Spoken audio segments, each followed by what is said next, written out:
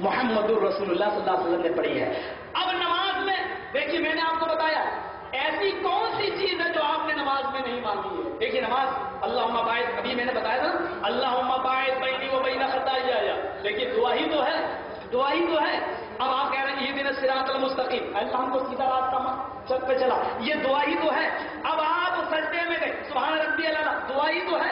رکوع میں گئے سبحان ربی العظیم، دعا ہی تو ہے۔ اب آپ التحیات میں بیٹھے کیا دعا پڑھ رہے ہیں؟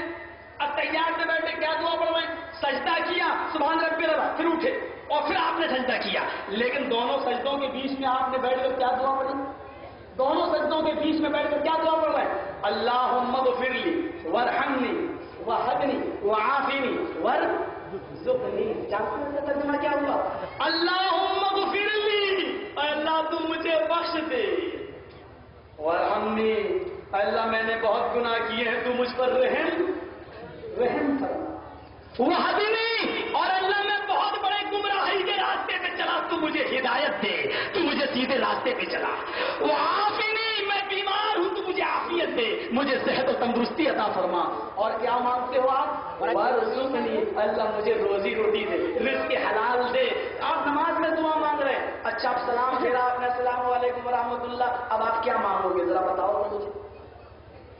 اب آپ کیا مانگو گے؟ السلام علیکم ورحمۃ اللہ، السلام علیکم ورحمۃ اللہ۔ اب ہاتھ اٹھا کر آپ دعا مانگیے، جائز مانگیے، لیکن کیا مانگو گے؟ یہی تو کہو گے اللہ مجھے ہدایت دے میں گمراہ، یہ تو تم مانگ چکے ہو اہدنا الصراط المستقیم عربی میں، تو پھر اردو میں تمہیں یا بنگلہ میں کہنے کی کیا ضرورت ہے جب تم اردو میں مانگ چکے ہو؟ یا یہی کہو گے کہ اللہ تو مجھے روزی رزق دے، یہی تو اللہ میں بہت غریب ہوں میری روزی روٹی میں برکت دے۔ آپ نماز کے بعد یہی تو دعائیں مانگتے ہو، یہ تو تم نماز میں مانگ چکے اللہ اغفر لی وارحمنی وہدنی وعافنی وارزقنی۔ کیا رسول نے جو دعائیں بتائی ہیں تمہیں وہ پوری نظر نہیں آ رہی ہے اور اپنی طرف سے ملاوٹ کرنا ضروری سمجھ لیا ہے؟ رسول کی دعاؤں کو کمزور اور اپنی دعاؤں کو تم طاقتور سمجھتے ہو؟ رسول عربی میں بتا رہے ہیں اس پہ تمہیں بھروسہ نہیں ہو رہا ہے؟ اپنی طرف سے اردو میں اور بنگلہ میں مانگنا ضروری ہے؟ ہاں، اس کے باوجود بہت سی چیزیں ایسی ہیں جو تم نے نماز میں نہیں مانگی، جیسے اللہ میری بیٹی جوان ہو چکی ہے، میری بیٹی کو دیندار رشتہ عطا فرما دے، آپ مانگیے، شوق میں مانگیے، 2 رکعت نفل نماز پڑھ کے ہاتھ اٹھاؤ اور مانگو، بلکہ مانگتے مانگتے سجدے میں گر جاؤ، کیونکہ اللہ تعالیٰ کو سب سے زیادہ پسندیدہ دعا سجدے کی ہوتی ہے۔ جب بندہ اپنے ماتھے کو زمین پر رگڑتا ہے اور گر گراتا ہے اور روتا ہے تو اللہ تعالیٰ اپنے بندے کو خالی ہاتھ لوٹانے میں شرماتا ہے۔ کون کہہ رہا ہے کہ آپ سے دعا مت مانگیے؟ لیکن میرے بھائیوں، آپ نے اللہ سے کیا مانگا؟ اللہ مجھے جہنم کے عذاب سے بچا، یہ دعا تم نماز میں مانگ چکے ہو، اللہم انی اعوذ بک من عذاب القبر، اللہم انی اعوذ بک من عذاب القبر واعوذ بک من فتنۃ المسیح الدجال۔ یا تم یہ کہہ چکے اللہ میں نے اپنے آپ پر بہت بڑا ظلم کیا، اللہ تم مجھے معاف کر دے، یہ دعا تم عربی میں مانگ چکے ہو، اللہم انی ظلمت نفسی ظلما کثیرا ولا یغفر الذنوب الا انت۔ میری سمجھ میں نہیں آتا، پوری نماز ہی تو دعا ہے، بعد میں ایکسٹرا کون سی دعا تمہیں چاہیے جو تم نے نماز میں نہ مانگی ہو؟ یہ میری سمجھ میں نہیں آتا ہے۔ پھر بھی آپ آزاد ہیں، پھر بھی آپ اپنے پرسنل معاملات اللہ سے رکھ سکتے ہیں، کیونکہ اللہ نے خود کہا ہے ادعونی استجب لکم، اے اللہ کہہ رہا ہے اے میرے بندو تم مجھ سے مانگو میں تمہیں دوں گا۔ تو میرے بھائیوں، اللہ سے خوب مانگو، لیکن اللہ سے مانگتے وقت اتنا یاد رکھنا اس چیز کو ضروری مت سمجھ لینا کہ اس کے بغیر ہماری نماز نہیں ہوگی۔ اگر نماز کے بعد دعا ضروری سمجھیں گے تو ایک نئی بدعت کھڑی ہو جائے گی جو اللہ کے رسول صلی اللہ علیہ وسلم سے ثابت نہیں ہے۔ آئیے، نماز جو آدمی پڑھتا ہے اس کا سب سے بڑا فائدہ کیا ہے؟ سب سے بڑا نماز کا سب سے بڑا فائدہ کیا ہے؟ ان الصلاۃ تنہی عن الفحشاء والمنکر، نماز انسان کو بے شرمی اور بے حیائی سے روک دیتی ہے۔ قرآن کیا کہہ رہا ہے؟ نماز انسان کو بے شرمی اور بے حیائی سے روک دیتی ہے۔ مولوی صاحب، ہم نے تو 80 سال کے بڈھوں کو دیکھا ہے، 5 ٹائم کی نماز بھی پڑھتے ہیں پھر بھی بے حیائی کے کام کرتے ہیں، کیرم بورڈ کھیل رہے ہیں۔ کیرم بورڈ کے بارے میں شاید میں بتا چکا ہوں، کیرم بورڈ جو آدمی کھیلتا ہے، جامع سلفیہ بنارس سے خطبہ نکل چکا ہے، سور کے خون میں وہ اپنا ہاتھ لگاتا ہے۔ کیرم بورڈ، اور بڑے بے شرم لوگ ہیں، مجھے دیکھتے ہیں پھر بھی مت نہیں کرتے، کبھی کبھی گزر ہوتا ہے کھڑے ہو کے کھیل رہے ہیں، بولی صاحب لیکن کیرم بورڈ کھیلنا بند نہیں ہوتا ہے.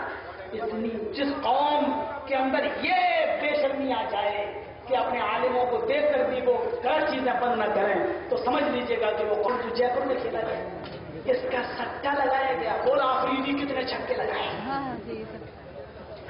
85 کروڑ روپے کا سٹا لگا صرف یو پی کتنا 85 کروڑ. پورے ہندوستان میں کتنا سٹا لگا ہوگا میں نہیں کہہ سکتا. اتر پردیش میں 85 کروڑ کا سٹا لگا. جس انسان کی نماز اس کو بے شرمی اور بے حیائی سے نہ روکے، غلط کام کر رہا ہو، نماز نہیں پڑھ رہا ہو، یہ سب سے بڑی دلیل ہے اس بات کی کہ وہ آدمی سمجھ لے اس دنیا میں کہ میری نماز اللہ کے یہاں قبول ہی نہیں ہوئی. یہ جرأت کیوں بڑی ہے؟ آپ پوچھنے کا انداز تھا آپ کا تقریر کے بعد کہتے بھائی صاحب آپ نے یہ دلیل پیش کی، میرے پاس یہ دلیل ہے. علم وہ ہوتا ہے تقریر کے بعد آپ آزاد تھے، ہم بھی آزاد تھے پوچھتے، اور پھر اس مسئلے پر ہم آپ سب بیٹھ چکے ہیں ایک ساتھ، قبول کر چکے ہیں ایک ساتھ. پھر کیا وجہ تھی اس پر دوبارہ بحث کرتے؟ 11 مولوی بیٹھے تھے ہم، اور زیادہ دور نہیں آپ کسی گیس کمپنی کے ہم، اور سارا مسئلہ حل ہو گیا اور اسی مسئلے پر سب بات رکی. پھر کتنا چیخنا پڑا اور چلانا پڑا.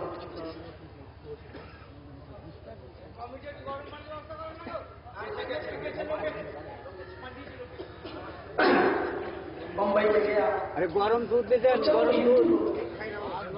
غیر مسلم تھے، انہوں نے اگر مجھے ٹوکا تو کوئی بڑی بات نہیں تھی کیونکہ وہ ہندو تھے. بال ٹھاکرے ہندو تھا. کیا کہتا ہے معلوم ہے آپ کو؟ بولی صاحب گائے کو ماں کیوں نہیں کہتے ہو؟ سوال دیکھیے اس کا کیا جواب دیا جاتا ہے. کہنے لگا گائے کو ماں کیوں نہیں مانتے ہو؟ میں نے اس سے کہا کہ تم بھینس کو نانی کیوں نہیں کہتے ہو؟ آپ کو کبھی میں وہ سیڑھی دکھاؤں گا، آپ دیکھیے چوراہے پر نہیں، لیکن ایک دن کے بعد مجھے دے دیجیے گا میری سیڑھی. ہماری باغ ٹھاکرے کی جو ملاقات ہے کیا مطلب؟ میں نے کہا 8 کلو گائے دودھ دیتی ہے تو ماں ہو گئی، 16 کلو بھینس دودھ دیتی ہے وہ نانی کیوں نہیں ہوئی؟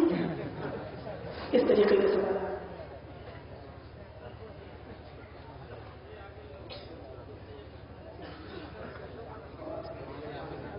زندگی میں میرے ساتھ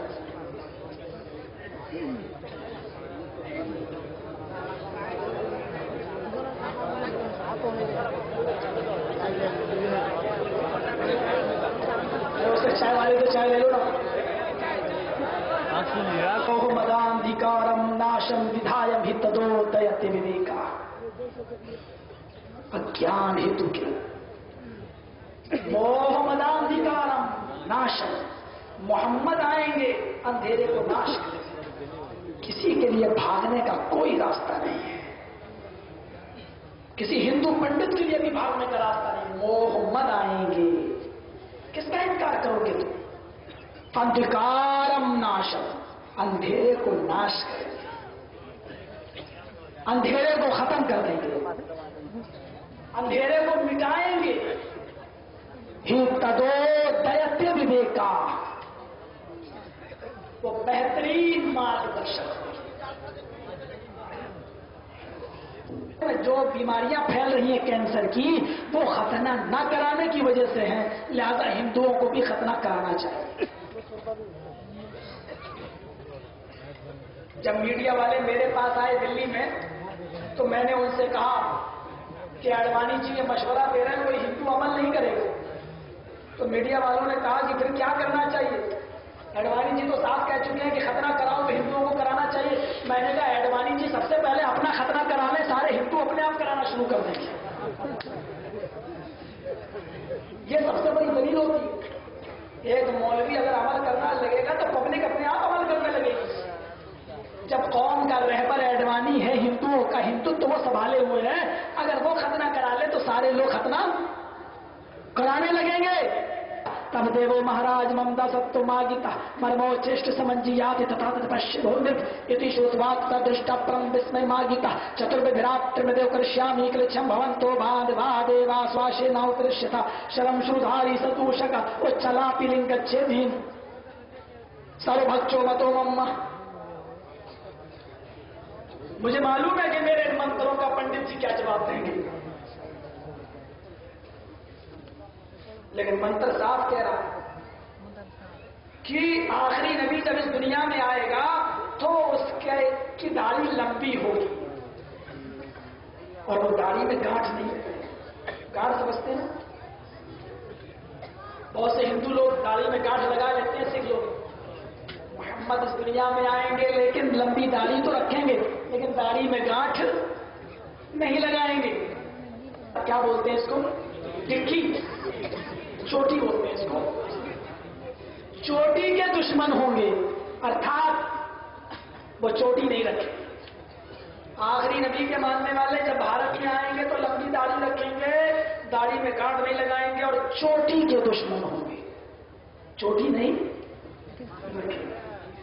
हमारे हिंदू भाइयों का ये आस्था है कि शंकर जी की चोटी से गंगा जमुना बह रही है। ये गंगा जमुना जो निकली है ना, ये शंकर जी की चोटी से निकली है। हमारे यहां भी थोड़ा सा अकीदा बदल कर कुछ और है। हजरत इस्माइल अलैहिस्सलाम छोटे से थे, दूध पीते बच्चे थे, मुंह में अंगूठे रखे हुए थे और जहां एड़ी रगड़ रहे थे जिब्राइल ने उसी जगह पर पर मारा और अल्लाह ताला ने वहीं पर जमजम का चश्मा जारी, चश्मा जमजम। और यहाँ अगर अच्छी चीज हमें शैतान से भी मिलती है तो हम ले लेते हैं, कोई बुरी चीज नहीं, अच्छी बातें ले लेते हैं। फिल्मी दुनिया में किसी ने गाना बनाया था कि राम तेरी गंगा मैली हो गई, पापियों के पाप धोते धोते। अब आप ये ना कहें बोले साहब तकरीर करने आए थे कि गाना गाने आए थे।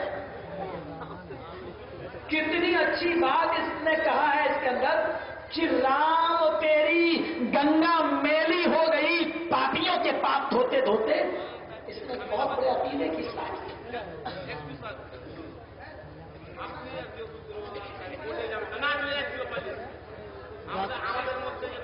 फिर लफड़े वाला काम हो रहा है, पाप धोते धोते।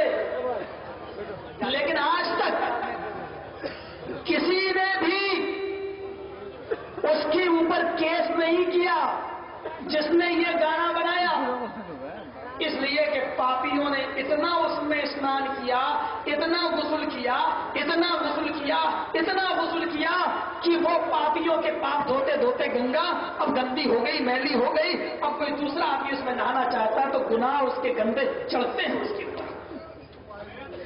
तो हकीकत यह है कि गंगा से मुराद ये नहीं है आखिरी नबी उस पवित्र शहर की तरफ आएगा जहां गंगा का पवित्र जल होगा, यानी जहां जमजम जारी होगा, उस जगह पर अल्लाह का प्यारा नबी आएगा।